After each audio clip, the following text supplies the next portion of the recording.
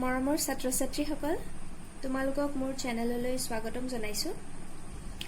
ইয়াৰ আগৰ ভিডিঅ'ত ইতিমধ্যে মই অনুশীলনী 1.2 লৈকে আলোচনা কৰিছো। আজি আহাচোন তাৰ পিছত কি আছে চাও। তোমালোকে কিতাপৰ পেজ নম্বৰ 30 উলিয়াই লবা। ইয়াত বাস্তৱ সংখ্যা আৰু সেইবিলাকৰ দশমিক বিস্তৃতিৰ বিষয়ে পিছৰ পৰ্যায়ত আছে। এতিয়া আমি দশমিক বিস্তৃতি চাবলৈ হলে বাস্তৱ সংখ্যা বুলি কওঁতে পৰিমেয় আৰু অপৰিমেয় দুই ধৰণৰ সংখ্যাই সোমাই আছে। তো আমি দুই ধৰণৰ সংখ্যা অৰ্থাৎ পৰিমেয় আৰু অপৰিমেয় দুই প্ৰকাৰৰে দশমিক বিস্তৃতিনো কেনেকৈ হ'ব সেইটো এপাক চাই লওঁ আহাচোন। প্ৰথম উদাহৰণটো আছিলে 10/3। তো ইয়াৰ দশমিক বিস্তৃতি চাবলৈ হলে হৰ 3ৰে লব 10ক হৰণ কৰা হৈছে। তো হৰণটো কৰি চালে আমি কি দেখা পাইছো 3.333 এই ধৰণে ওলাই গৈ থাকিব। ই কেতিয়াও শেষ নহয়, 3 ওলাই গৈয়ে থাকিব। সেইকাৰণে ইয়াত 3.333 ... দিয়া হৈছে। তাৰ মানে এই অসীমলৈকে ওলাই গৈ থাকিব। নেক্সট তাৰ পিছৰ উদাহৰণটোত আছিল 8/7 7/8। গতিকে 8ৰে 7ক হৰণ কৰা হৈছে। 8ৰে 7ক হৰণ কৰিলে কি দেখা গৈছে 0.875 ওলাইছে আৰু সেইখিনিতে ষ্টপ হৈ গৈছে, কাৰণ বাকিটোতো 0 হৈ গ'ল। গতিকে দশমিক ভগ্নাংশটো এইখিনিতে আমাৰ শেষ হৈ গৈছে। তাৰ পিছৰ উদাহৰণটো আছিলে 1/7। তো আমি 7ৰে 1ক হৰণ কৰি চালে কি দেখা পোৱা গৈছে চোৱা, ইয়াতো শেষ হোৱাই নাই, ওলাই গৈয়ে আছে 0.142857 হয়নে? তো এই ধৰণে এটো কি হৈছে শেষ হোৱা নাই, ... দিয়া আছে। তাৰ মানে এনেকৈ কৰি গৈ থাকিলে ওলাই গৈয়ে থাকিব। তো আমি ইয়াৰ পৰা তিনিটা কথা গম পালো। প্ৰথম সংখ্যাটোৰ ক্ষেত্ৰত চোৱা, যেটো ভাগফল আমাৰ হৰণ ফলটো হেতু অসীমলৈকে বিস্তৃত, ... আছে, শেষ হোৱা নাই। কিন্তু সংখ্যাবোৰ বাৰে প্ৰতি ৰিপিট হৈ আছে, 3 এনেকেতো ওলাই গৈ আছে হয়নে? দ্বিতীয় উদাহৰণটোৰ ক্ষেত্ৰত কি পালো, এটা পৰ্যায়ত গৈ ভাগশেষ 0 ওলাইছে। তাৰ মানে ভাগফলটো একদম ফিক্স 0.875 এইখিনিতে শেষ হৈ গৈছে, পৰিসমাপ্ত হৈ গৈছে, সমাপ্তি ঘটিছে। আৰু তৃতীয়টোৰ ক্ষেত্ৰত যদি মন কৰা কি দেখা গৈছে, ইও অসীমলৈকে বিস্তৃত হৈ আছে কাৰণ শেষ হৈ যোৱা নাই, কিন্তু ইয়াৰ ভাগফলটো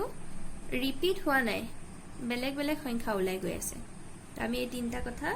লক্ষ্য কৰিলো উদাহৰণ তিনিটাৰ পৰা হয়নে? গতিকে আমাৰ পৰ্যবেক্ষণৰ ওপৰত ভিত্তি কৰি আমি সংখ্যাবিলাকক ভাগ কৰিব পাৰো। চোৱা, প্ৰথম পৰ্যায়টো কি কৈছে, যেতিয়া ভাগশেষ 0 হয় অৰ্থাৎ আৰু হৰণ কৰিব নোৱাৰি আৰু সেইখিনিতে ষ্টপ হৈ গ'ল, তেনেকুৱা ক্ষেত্ৰত সিহঁতৰ দশমিক বিস্তৃতিবিলাকক কোৱা হয় পৰিসমাপ্ত দশমিক বিস্তৃতি। তাৰ মানে যিবোৰ ভগ্নাংশক দশমিকলৈ নিলে হৰণ ফলটো নিৰ্দিষ্ট হয়, ভাগশেষ এটা সময়ত গৈ 0 হৈ যায়, তেনেকুৱা দশমিক বিস্তৃতিবিলাকক পৰিসমাপ্ত দশমিক বিস্তৃতি বুলি কোৱা হয়। যেনে 7/8 দেখুৱাইছিলে 0.875 এইখিনিতে ষ্টপ হৈ গ'ল। ঠিক তেনেকৈ 1/2 2ৰে যদি 1ক হৰণ কৰা হয় 0.5 ওলাব, এইখিনিতে শেষ। সেইদৰে 639ক যদি 250ৰে হৰণ কৰা যায় 2.556 ওলাব। কৰি চাবা হৰণকেইটা নিজে, এইখিনিতে শেষ হৈ গৈছে। তো এনেকুৱাবিলাকক কি কোৱা হয়, পৰিসমাপ্ত দশমিক বিস্তৃতি বুলি কোৱা হয়। তাৰ পিছত আহিল ভাগশেষ কেতিয়াও 0 নহয়। আৰু ভাগশেষ কেতিয়াও 0 নোহোৱাৰ ক্ষেত্ৰত আমি দুই ধৰণৰ পাইছিলো। এটাত কি হয়, আমাৰ ভাগফলটো ৰিপিট হৈ গৈ থাকে, যেতিয়া একেটা সংখ্যাৰে পুনৰাবৃত্তি ঘটে। এতিয়া ইয়াত এটা সংখ্যাৰ পুনৰাবৃত্তি ঘটিছে, কেতিয়াবা হয়তো দুটা সংখ্যা ৰিপিট হ'ব পাৰে, কেতিয়াবা তিনিটা সংখ্যা ৰিপিট হ'ব পাৰে দেই। তো তেতিয়াহ'লে চোৱা, সেইবিলাকক যেতিয়া ৰিপিট হয় সিহঁতক কোৱা হয় অবিৰত পৌনঃপুনিক বা নিৰৱধি পুনৰাবৃত্ত। মনত থাকিবনে? এটা ইম্পৰ্টেণ্ট হয়। যদি কি কৈছো দশমিক বিস্তৃতিটোত সংখ্যাবোৰ ৰিপিট হৈ থাকে, তেতিয়াহ'লে সিহঁতক কোৱা হয় অবিৰত পৌনঃপৌনিক বা নিৰৱধি পুনৰাবৃত্ত ঠিক আছে আৰু এই যে ভাগশেষ শূন্য হৈ যায় আৰু ভাগশেষ শূন্য নহলেও সংখ্যাবোৰ যদি ৰিপিট হয় অৰ্থাৎ পৰিসমাপ্ত দশমিক বিস্তৃতি আৰু অবিৰত পৌনঃপৌনিক হলে এই দুই প্ৰকাৰৰ দশমিক বিস্তৃতি থকা সংখ্যাবিলাকক আমি পৰিমেয় সংখ্যা বুলি কওঁ মনত থাকিবনে ৰিপিট হলে শেষ হৈ নাযায় কিন্তু ৰিপিট হৈ গৈ থাকে বা যদি শেষ হৈ যায় তেনেকুৱা ধৰণৰ সংখ্যাবিলাকক আমি পৰিমেয় সংখ্যা বুলি কওঁ আৰু কিবা ভগ্নাংশ যদি আমি হৰণ কৰিলে অৰ্থাৎ দশমিকলৈ নিলে সি কেতিয়াও শেষ নহয় আৰু লগতে সংখ্যাবোৰ ৰিপিটো নহয় তেনেকুৱা বিলাকক আমাৰ অপৰিমেয় সংখ্যা বুলি কোৱা হয় ঠিক আছে নে বাৰু তেনেকুৱা বিলাকক কি কোৱা হয় অপৰিমেয় সংখ্যা যাৰ দশমিক বিস্তৃতিটো অবিৰত তাৰমানে শেষ নহয় আৰু লগতে পুনৰাবৰ্তিও নহয় তাৰমানে অবিৰত অপুনৰাবৰ্তিত সেইবিলাকক অপৰিমেয় সংখ্যা বুলি কোৱা হয় এইকেইটা মনত ৰাখিবা এতিয়া আহাচোন অনুশীলনী 1.3 অংকখিনি চাওঁ 1 নম্বৰটো কৈছে তলত দিয়া সংখ্যাবিলাকক দশমিক বিস্তৃতিত প্ৰকাশ কৰা আৰু প্ৰতিটোৰে দশমিক বিস্তৃতি কি ধৰণৰ উল্লেখ কৰা তো ইয়াত 6টা প্ৰশ্ন আছে আহাচোন আমি চাওঁ প্ৰথমটো আছে 36/100 এতিয়া এই ধৰণে 10ৰ গুণিতক থাকিলে আমাৰ সুবিধা একৰ পিঠিত কেইটা শূন্য আছে দুটা গতিকে দুটা সংখ্যাৰ আগত দশমিক 0.36 হ'ব আমি হৰণটো কৰি নাচালেও হ'ল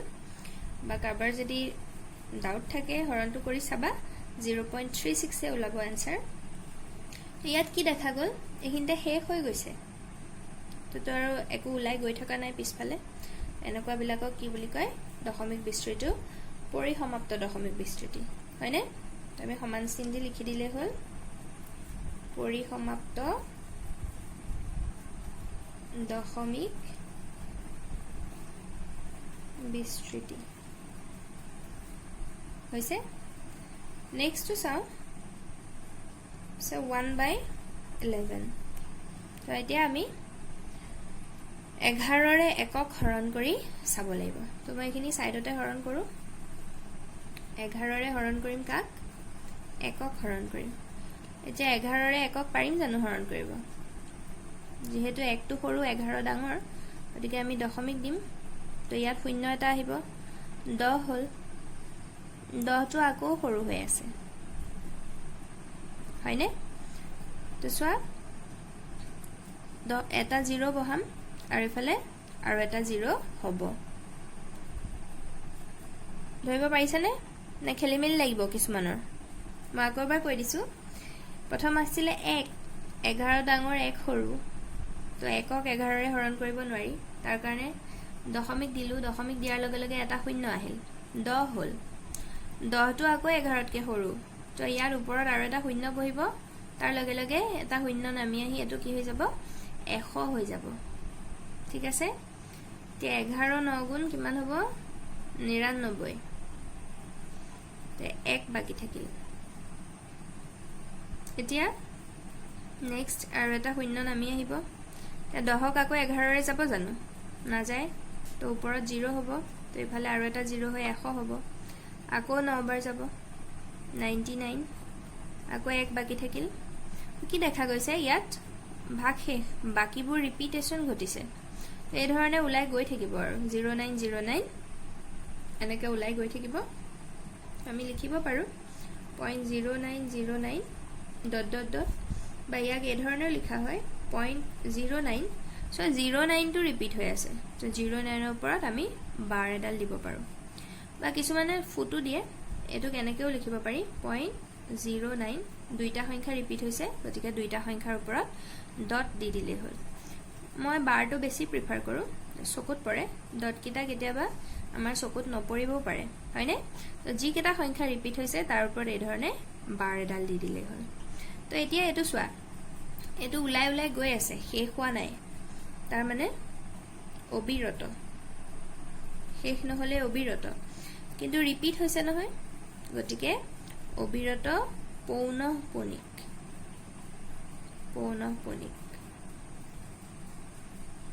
বুজি পাইছানে বাৰু তাৰ পিছৰটো আছে 4 সমস্ত 8 ভাগৰ 1 তো ইয়াক এটো আছে মিশ্ৰ ভগ্নাংশত ইয়াক আমি কি কৰিম অপ্ৰকৃত ভগ্নাংশলৈ নি লম 8 8 4 গুণ 32 একে 33 33/8 তো আমি 8 ৰে 33 হৰণ কৰিব লাগিব দশমিক বিস্তৃতিটো চাবলৈ হলে 8 4 গুণ 32 এক বাকি থাকিল দশমিক আহিল 0 আহিল তো 8 গুণ 8 2 বাকি থাকিল 20 হল 8 দুগুণ 16 4 40 হৈ যাব তেতিয়া হলে 8 5 গুণ 40 মিলি গল বাকি 0 হয়নে তো আমি দশমিকত নিলে কি পালুগৈ 4.125 এইখিনতে শেষ হৈ গৈছে তো আমি কি লিখিম দশমিক বিস্তৃতিটো পৰিসমাপ্ত ধৰিব পাৰিছানে বাৰু নেক্সট 3/13 তো আমি হৰণ কৰি চাও 13 ৰে 3 হৰণ কৰিম প্ৰথমটো নাযায় গতিকে পইণ্ট হল 30 হল যে 13 দুগুণ 26 তো আমাৰ কিমান বাকি থাকিব 30 ৰ পৰা 26 গলে 4 থাকিব তো শূন্য এটা বহি কিমান হল 40 যে 13 3 গুণ 39 39 এবাৰ 1 বাকি থাকিল তো 0 লগালে কি হ'ব 10 তে 13 ৰে 10ক যাব জানো 10 তো সৰু আমাৰ 0 বহিব ওপৰত 0 দিয়া লগে লগে ইয়াত আৰু এটা 0 আহি যাব হয়নে নেক্সট 13 7 বাৰ যাব 7 13 91 9 বাকি থাকিব তো নেক্সট 0 হৈ 90 হৈ যাব 6 বাৰ যাব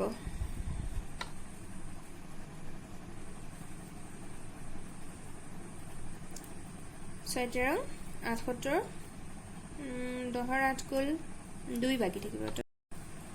এতিয়া সোৱা হৰণটো কৰি থাকোতে আমি কি দেখা পালো এই স্টেপটো পৰ ৰিপিট হৈছে সংখ্যাবোৰ সো এইখিনিত আমি 30 পালো এই প্ৰথমতেও আমি 30 লৈছিলো হয়নে তো এই যে 230769 তাৰ পিছত আকৌ 230769 এই ধৰণে ৰিপিট হ'ব আমি কৈ কৰি থাকিলো এটো শেষ কৰিব নোৱাৰো এটো হৰণফলটো আমি কি পাম 0.230769 আকৌ 230769 এই ধৰণে পাই গৈ থাকিম বাৰে প্ৰতি কি দেখা গৈছে 0.230769 এই সংখ্যাকেইটা ৰিপিট হৈছে তো আমি বাৰ এডাল দি দিম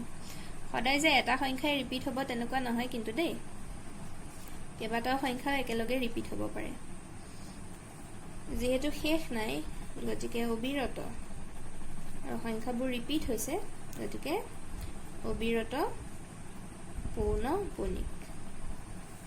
ঠিক আছে নেক্সটটো আছে 2/11 তো আমি 11 ৰে 2 হৰণ কৰিম 2 টো নাযায় গতিকে দশমিক দিলো 20 হল 11 গুণ 11 9 বাকি থাকিল 90 হ'ব 11 8 বাৰ যাব 88 8 11 88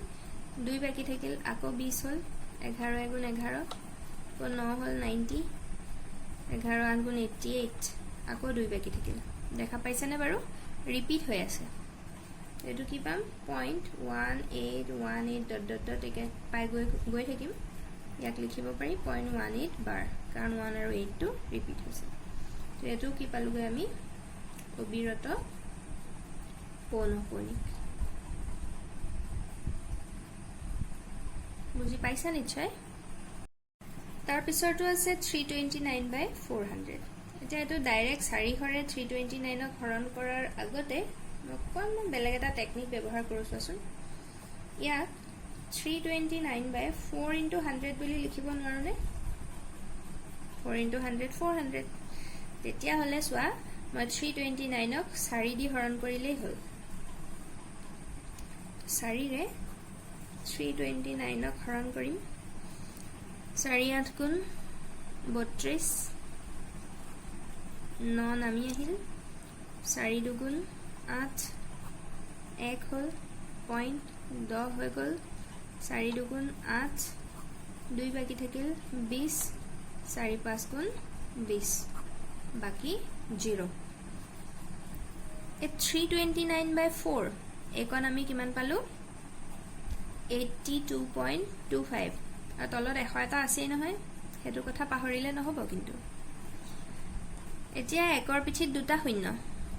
আমাৰ দশমিকটো দুঘৰ আগুৱাই আহিব হৰণ কৰিলে দশমিকবোৰ আগুৱাই আহে পূৰণ কৰিলে দশমিকবোৰ পিছুৱাই যায় মই কৈছিলো মনত আছে নে 100 দি হৰণ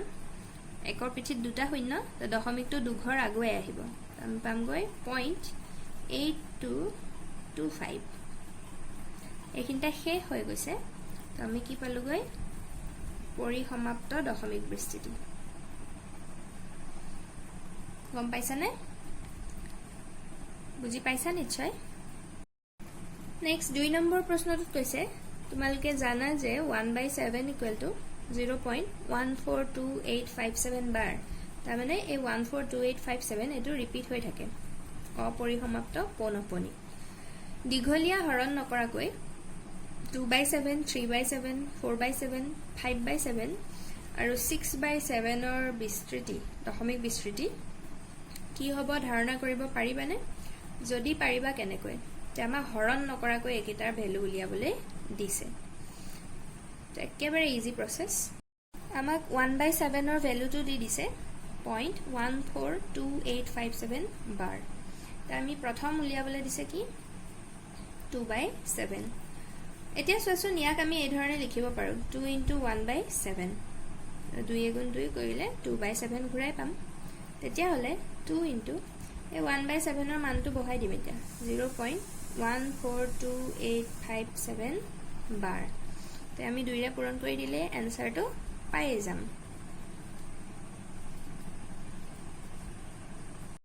এনসাৰটো হ'বগৈ 0.285714 আৰু এই বাৰডাল থাকিবই যেহেতু এই সংখ্যাকেইটা ৰিপিট হৈছে তো দুগুণ কৰিলে সংখ্যাখিনি ৰিপিট হৈ যাব পূৰণটো তোমালোকে নিজে কৰি চাবা